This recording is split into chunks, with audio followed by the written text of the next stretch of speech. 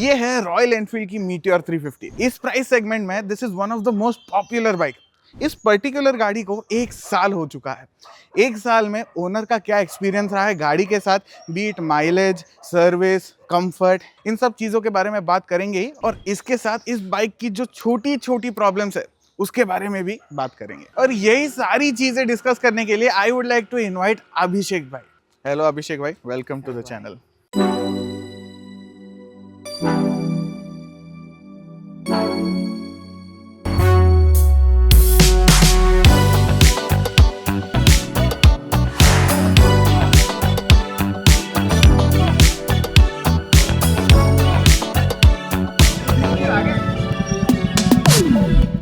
तो शुरुआत करते हैं कि अभिषेक भाई आपने मीटियोर 350 ही क्यों खरीदी? सो फर्स्ट ऑफ ऑल तो सर मेरा पहले से ही एक ऐसा मानना था कि बहुत बहुत बार मैंने मेरे घर वालों को, मेरे भाइयों को, बड़े भाइयों को मैंने देखा था रॉयल एनफील्ड चलाते हुए। सो एक मन में पहले से ही था कि रॉयल एनफील्ड लेना है। और तब उस टाइम पर क्लासिक्स और बुलेट 350 बहुत ज़्यादा फेमस थी, स्टैंडर्ड और क्लासिक।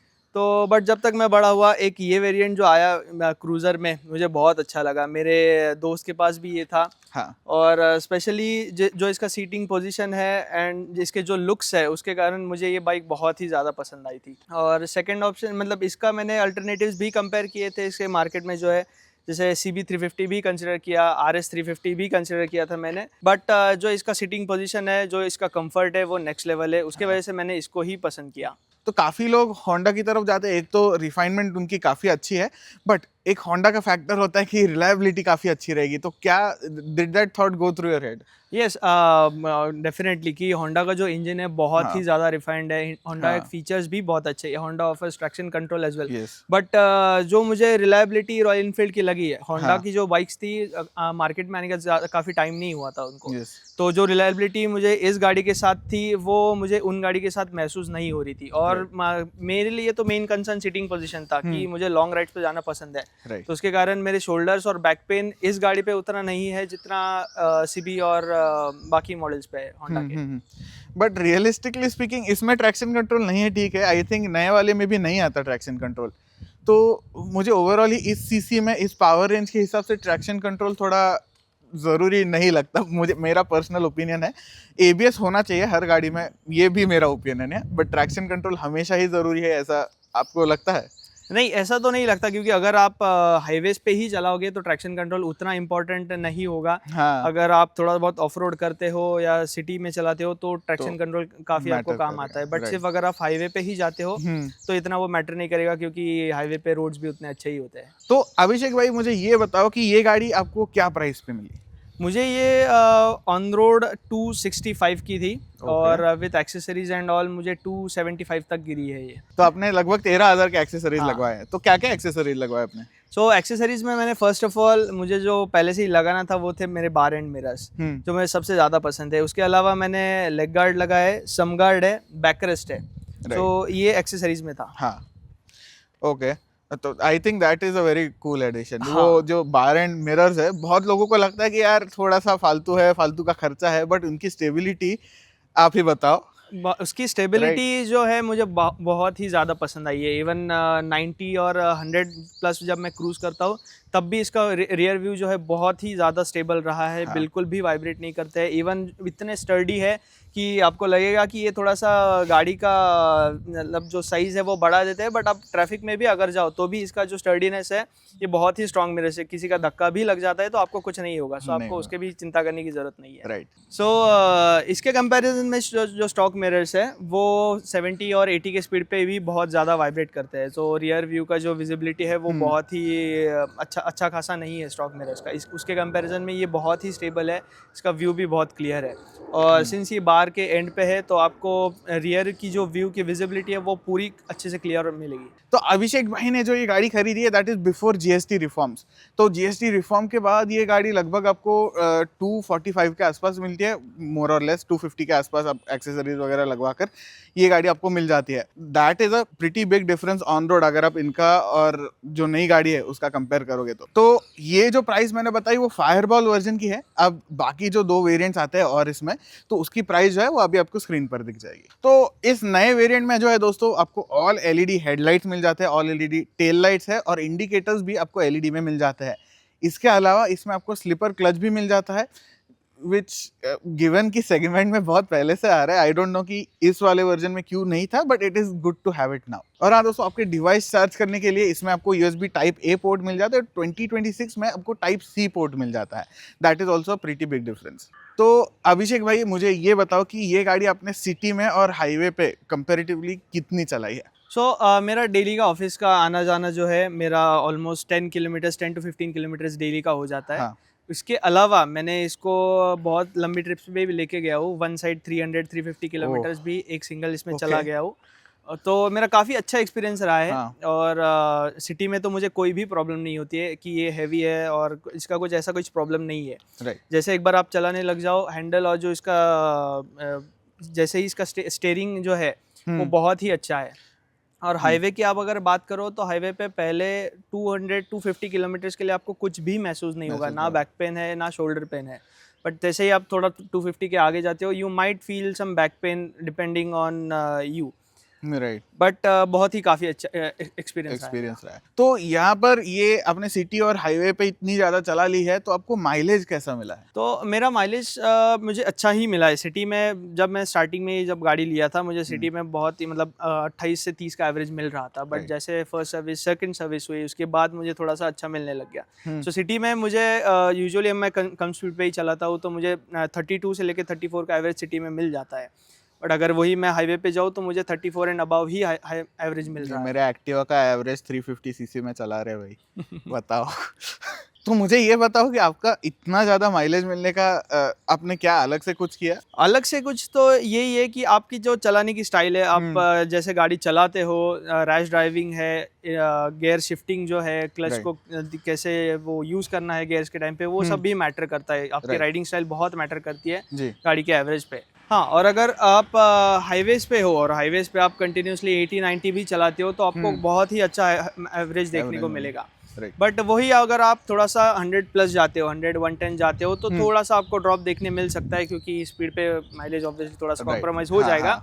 बट 80 और 90 के बीच में बहुत ही अच्छा माइलेज आपको देखने मिलेगा। और आपको इसका क्रूजिंग स्पीड ओवरऑल कितना अच्छा, मतलब कंफर्टेबल लगा इस गाड़ी में? मुझे क्रूजिंग स्पीड इसका 100 पे बहुत ही कंफर्टेबल लगा है। 100 और 90 के बीच में जो है बहुत ही कंफर्टेबल लगता है। हाँ, वंस यू गो अबव 110 आपको थोड़ा सा फील हो सकता है, एक विंड बर्स्ट फील हो सकता है, but it is very comfortable at around 100। तो अभिषेक भाई, मुझे अब ये बताओ कि आपने गाड़ी कितनी चलाई है। इसके बाद ये भी बताओ कि आपका मेंटेनेंस का एक्सपीरियंस कैसा रहा है, शोरूम में कैसा रहा है, खर्चा कितना आया, ये सारी चीज़ें बताओ। मुझे अभी ऑलमोस्ट 1 ईयर होने में आएगा। मुझे जो फर्स्ट सर्विस जो इसका हुआ था, सर्विसिंग कॉस्ट था अराउंड 1300 कुछ पड़ा था। हाँ। और उसके बाद सेकंड सर्विस पे ज़्यादा कुछ इसका हुआ नहीं था, तो वो कुछ अराउंड 300 हुआ था। उसके अलावा जो इसका मेंटेनेंस कॉस्ट है, मुझे मेंटेनेंस के लिए ज़्यादा कुछ खर्चा आया नहीं था इसका। मैं मेंटेनेंस में फर्स्ट प्राइमरीली तो मैं चेन ही कंसिडर करता हूँ। चेन अगर आपकी अच्छी हो तो आपको माइलेज भी अच्छा मिल जाता है और गाड़ी भी काफ़ी स्मूथ चलती है। सो चेन के लिए तो मैं इतना तो बेसिक होना चाहिए कि अगर आप ऐसी गाड़ी ओन करते हो तो आपको खुद का खुद मेंटेनेंस आना चाहिए और गाड़ी का देखभाल करनी चाहिए। तो फर्स्ट ऑफ ऑल तो चेन ल्यूब जो था मेरा, चेन ल्यूब और चेन क्लीनर, मैं अभी के लिए रेगुलर यूज में मोट्यूल का chain cleaner and lube use करता हूँ। उसी के साथ वो जो पूरा किट आता है एक ब्रश के साथ, वो मैं यूज़ करता हूँ। तो फर्स्ट ऑफ ऑल तो चेन क्लीन कर लेता हूँ, उसके बाद थोड़ा सा रुक कर फिर ल्यूब कर लेता हूँ मैं। इसके अलावा मैंने यामा का यामा ल्यूब भी ट्राई किया है, और एक मोट्यूल का चेन पेस्ट भी आता है, वो उसका भी एक्सपीरियंस मेरा अच्छा रहा है। बट अगर आपको चीपर ऑप्शंस पे जाना है तो मोट्यूल का आप प्रेफर कर सकते हो, चेन ल्यूब। अच्छा, चेन पेस्ट मुझे बताना, ये चेन को एकदम ऐसे गुई नहीं बना देता? नहीं, उसका उसका पर्पज़ ही वही है कि जहाँ पर आप 300 to 400 किलोमीटर्स पे आप मोट्यूल का चेन ल्यूब यूज़ करते हो, जो चेन पेस्ट है वो आपको अराउंड 500 to 600 किलोमीटर्स भी जाता है। वो काफ़ी बेटर है, इंटरवल्स बढ़ गए वहाँ बट वो थोड़ा सा कॉस्टली पड़ेगा आपको एज कम्पेयर टू ल्यूब। अच्छा, और आप पर्सनली कितने ड्यूरेशन के बाद क्लीन करते हो? मैं यूजुअली मैं ड्यूरेशन का नहीं देखता हूँ, बट जैसे ही मेरा 300 to 400 किलोमीटर्स हो जाता है, मुझे ऐसा फील होता है कि चैन अभी थोड़ा गंदी हो गई है, तो फिर मैं क्लीन करवा लेता हूँ। ओके। सो जो एक्सपीरियंस मेरा रहा है वो ठीक ठाक ही रहा है, मतलब बहुत ही अच्छा, ऐसा अच्छा तो मैं नहीं बोलूँगा, बट सिंस मेरे अभी तक 2 ही सर्विस हुए हैं, हाँ, तो it was overall good experience. जो शोरूम वाले हैं, जो मेंटेनेंस सर्विसिंग वाले हैं, हाँ, वो थोड़ा बहुत है, कोऑपरेटिव है, right, but not up to the mark कि मैं सब भी करके देंगे ऐसा। राइट। तो मुझे एक बताओ कि इसमें वारंटी कितनी आती है और क्या आप वारंटी के बाद एक लोकल गैराज ज़्यादा प्रेफर करोगे? सो इसकी तो वारंटी 5 साल की है, हुँ, और बाहर मैं प्रेफर इसलिए करूँगा क्योंकि सर्विसिंग जो सर्विसिंग वाले शोरूम वाले वो क्या अंदर करेंगे हमको कुछ पता नहीं चलता है। सो राइट, बाहर वाला अच्छा सा मैकेनिक देख के आप वो कर सकते हो। हाँ, सो इसके लिए आप खुद का ऑयल भी प्रेफर कर सकते हो। जो मैं पर्सनली मोटिल का प्रेफर करता हूँ, हुँ, 15W50 जो इसको रिकमेंडेड है, अच्छा, तो वो मैं प्रेफर करूँगा। आप प्योरली सिंथेटिक ही डालो, हाँ। आपको बेटर परफॉर्मेंस मिलेगा, बेटर माइलेज मिलेगा। तो मुझे अभिषेक भाई ये बताओ कि इसके सस्पेंशन आपको कैसे लगे? क्योंकि क्रूज़र है तो इट इज़ एक्सपेक्टेड कि सस्पेंशन थोड़ा अच्छा होना चाहिए। आपका पर्सनल एक्सपीरियंस क्या है? तो मेरा पर्सनल एक्सपीरियंस ऐसा रहा है कि जो फ्रंट सस्पेंशन है वो काफ़ी बेहतर लगे मुझे, हाँ, और इवन दो टेलीस्कोपिक है, और जो रेयर सस्पेंशंस है मुझे थोड़ा सा स्टिफ लग रहा है इसके, बाय थोड़ा सा टाइम की यूसेज के साथ मे बी थोड़ा सा सॉफ्टर हो जाए, बट मुझे थोड़ा सा वो स्टिफ लगे है। ओके। और हाँ, आपने मुझे बताया कि आप लगभग 80, 90, 100 के स्पीड पर गाड़ी चला पा रहे हो। उस स्पीड्स पर आपको ब्रेकिंग कैसा लगा? तो हाईवेज पे अगर आप जाओगे तो मुझे उसकी ब्रेकिंग जो है इतनी रिलायबल लगी नहीं है। नहीं, so right. Out of 10 I would rate 7, हुँ, क्योंकि अगर आपको सडनली गाड़ी रोकनी भी है तो आपको इंजन ब्रेकिंग भी आपको यूज़ करनी पड़ सकती है। हाँ, तो आपको थोड़ी बहुत इंजन ब्रेकिंग भी सीखना पड़ेगी इसके लिए। राइट। बट आप अगर वही ब्रेक पैड्स भी चेंज करें तो आपको थोड़ा सा इम्प्रूव परफॉर्मेंस भी मिल सकता है। तो अभिषेक भाई मुझे ये बताओ कि आप राइडिंग के लिए क्या आपने अलग से कुछ चीज़ें खरीदी है? हेलमेट तो मुझे दिख रहा है बट इसके अलावा आपने क्या-क्या खरीदा है? सो मैंने प्राइमरीली तो फर्स्ट ऑफ ऑल हेलमेट ही खरीदा था। राइट, जो ये वाला जो हेलमेट है मुझे गाड़ी के साथ थोड़ा सा डिस्काउंटेड प्राइस पर मिल गया था, बट इसके अलावा मेरे पास एक एक्सॉर का हंटर हेलमेट भी है, और अगर आप प्रेफर करना चाहते हो तो SM की टाइफून भी अच्छा ऑप्शन है। वो हुँ, थोड़ा सा एक्सपेंसिव साइड पे है, बट वो भी एक बेटर ऑप्शन है। राइट, इसके अलावा मेरे पास ग्लव्स भी है, एरोमैक्स के ग्लव्स है, और मैं इसके अलावा और अभी तक सब एक्सेसरीज कलेक्ट करने के वे पे ही हूँ। हाँ, जैसे मेरे पास अभी मुझे जैकेट खरीदना है, हुँ। और राइडिंग पैंट्स भी खरीदनी है। तो अभिषेक भाई मुझे ये बताओ कि आपने ऑलमोस्ट 7000 किलोमीटर ये गाड़ी चला ली है, तो 350 सीसी इंजन लेकर बड़ा वाला, वहाँ पर क्या आपको कोई हीटिंग इश्यूज़ आए? तो अगर आप सिटी में चलाते हो तो ऑब्वियसली इतना आपको हीटिंग इश्यूज नहीं आएगी, बट हाँ, कंटिन्यूसली अगर आप 2-3 घंटे के लिए चलाते हो तो थोड़ा हाँ, बहुत आपको हीटिंग महसूस हो सकती है, बट क्लासिक के कंपैरिजन में ऑल्दो इंजन सेम है, मुझे इतना महसूस नहीं हो रहा है इसमें। क्या बम्पर टू बम्पर ट्रैफिक में आपको हीट फील होती है? हाँ, होती है। अगर आप कंटिन्यूसली चलाते हो और आप हाँ, एक ही जगह पे आप खड़े होते हो तो आप ऐसा लगता है कि आप एक फर्नेस पे बैठे हो। लिटरली राइट, इतना डैम, गर्म हो जाता ओके, है इंजन हाँ, कभी-कभी। बट मुझे ऐसा फील होता है कि इसको शायद लिक्विड कूलिंग भी देना चाहिए थी इन्होंने, या हाँ, फिर ऑयल कूलिंग। राइट। तो हाथी पाला है तो थोड़े कॉन्सिक्वेंसेस तो होते ही है। तो अभिषेक भाई मुझे ये बताइए कि आपने इतनी गाड़ी चला ली तो क्या छोटे प्रॉब्लम्स आपको थोड़े से बॉदर हुए, इरिटेट हुए, जो आप एड्रेस करना चाहते हो? उसके बाद मुझे ये भी बताना कि क्या चीज़ें आपको अच्छी लगी है इस गाड़ी के बारे में? तो सबसे पहला मुझे जो इसका थोड़ा सा एक प्रॉब्लमेटिक चीज़ लगी, जो इसकी हेडलाइट थी। शायद नए वाले जो वेरिएंट में LED हेडलाइट हो उसका काफ़ी बेटर हुआ होगा, बट मुझे जो हैलोजन वाला मिला था हुँ, उसका जो थ्रो है वो मुझे इतना अच्छा लगा नहीं। सो अगर आप हाईवेज़ पे राइड करते हो, जैसे ही रात हो जाती है, इसका जो थ्रो है इतना अच्छा नहीं है। राइट, सो आपको एक ऑक्सिलरी लाइट्स आपको फिट करना पड़ सकती है, या शायद हेडलाइट भी चेंज करना पड़ पड़ सकता है। सकता है। इसके अलावा मुझे इसका ब्रेकिंग भी मैंने जो मेंशन किया, ब्रेकिंग भी हाँ, थोड़ा सा मुझे इशू लगता है। राइट, और एक पॉइंट जो है वो सस्पेंशन का, तो आप ये कंसिडर कर सकते हो 3 पॉइंट्स। सो ब्रेकिंग का और एक मुझे पॉइंट यहाँ पर मेंशन करना चाहूँगा कि अगर आपको ऐसा लगता है कभी कि आपके ब्रेक पैड में से या फिर आपके डिस्क में से एक स्क्वीकिंग नॉइज़ आ रहा है, तो घबराइए मत, वो मिट्टी का ही आवाज़ होगा। आपको ऐसा कुछ प्रॉब्लमैटिक चीज़ नहीं है वो। जैसे ही आप बारिश के दिन आ जाते हैं, या फिर जैसे उस पे कीचड़ उड़ जाता है, तो वो ड्राई होने के बाद उसमें जो मिट्टी फंसी रह जाती है उसका वो आवाज़ है। अगर आप उसको प्रेशर वॉश करवाते हो, क्लीन करवाते हो, तो वो इशू सॉल्व हो जाएगा। और क्या चीज़ें आपको अच्छी लगी? सो इस गाड़ी की मुझे जो सबसे अच्छी चीज़ लगी है वो है इसका सीटिंग पोजीशन। जो इसकी जो बकेट सीट है, इसके और एक ऑप्शन में टूरिंग सीट भी आती है। इसका जो कंफर्ट है बहुत ही नेक्स्ट लेवल है। और सेकंड जो चीज़ है वो इसका पिलियन है। जो इस गाड़ी का जो बैकरेस्ट है वो बहुत ही स्टर्डी है, बहुत ही रिलायबल है। पिलियन को एक नेक्स्ट लेवल कंफर्ट देता है, एक सेफ्टी देता है। 350 सीसी का इंजन है जो एक आपको टॉर्क की वजह से जर्क महसूस होता है पीछे, तो बैकरेस्ट के कारण वो पिलियन जो है वो सेफर फील करेगा, उसको बैक में पेन भी नहीं होगा, वो उसका बैठने का जो स्टाइल है वो भी थोड़ा सा बेटर है इसमें।